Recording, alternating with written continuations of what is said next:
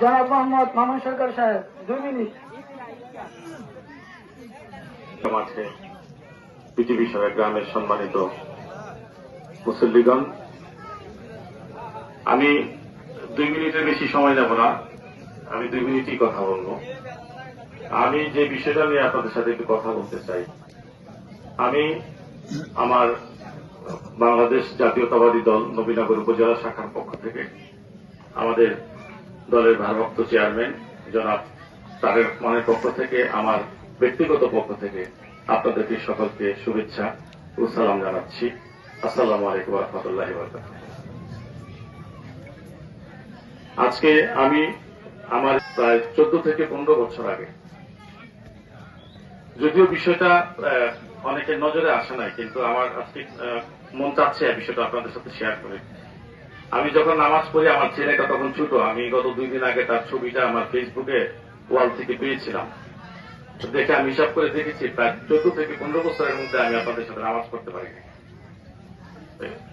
সেটার মূল কারণটাই ছিল যে রাষ্ট্রীয় কারণে পৃথিবীর সারা মানুষ সবাই, আমরা সবার আপনজন। আমরা অ্যাকচুয়ালি এখানে কোনো আমাদের মধ্যে কোন দ্বিধা বিভক্ত ছিল না, কিন্তু আমাদের এই পতিত স্বৈরাচার সরকারের প্রধানমন্ত্রী শেখ হাসিনা বিভিন্নভাবে আমাদেরকে হয়রানি করার জন্য ঈদের নামাজে আজকে আপনারা যারা এখানে আছেন, আমরা যারা আছি, সবাই সম্মানিত, সবাই আমরা একই গ্রামের মানুষ, একই জায়গার মানুষ। আমাদেরকে বিশেষ নিরাপত্তার কথা বলে আমাদের ওখানে পুলিশ মোতায়েন করে রাখা হতো। আমরা নামাজ পড়তে আসলে আমাদেরকে আনঅফিসিয়ালি হুমকি দেওয়া হতো যে আপনারা নামাজে আসবেন না, আমরা নামাজও পড়তে পারি নাই।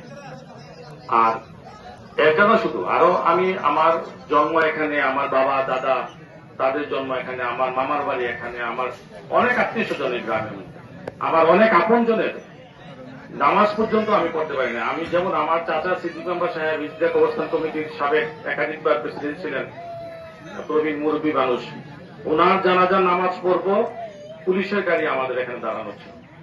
তো আমি অ্যাকচুয়ালি এটা কোনো বিরুদ্ধে কমপ্লেন না, আমার অনুভূতিটা শেয়ার করছি। আজকে আমরা যে নামাজ পড়ছি, আমাদের জন্য কিন্তু কোনো বিশেষ প্রটোকল লাগে না। আজকে ঈদ হচ্ছে সারা বাংলাদেশে, সেই দেশটাই রয়ে গেছে, সেই রাস্তা আছে, সেই জনগণ আছে। আজকে রাস্তায় কোনো জ্যাম নাই। আজকে রোজা গেছে, দ্রব্যমূল্যের অবস্থাটা দেখেন, একটা স্থিতিশীল পর্যায়ে ছিল। অ্যাকচুয়ালি এটা যেহেতু ঈদের নামাজ, এখানে পলিটিক্যাল কথা বলাটা অ্যাকচুয়ালি ঠিক না, আমি কথা সংক্ষিপ্ত করে দিই। আমার মন থেকে কেন জানি মন চাচ্ছে বিষয়টা একটু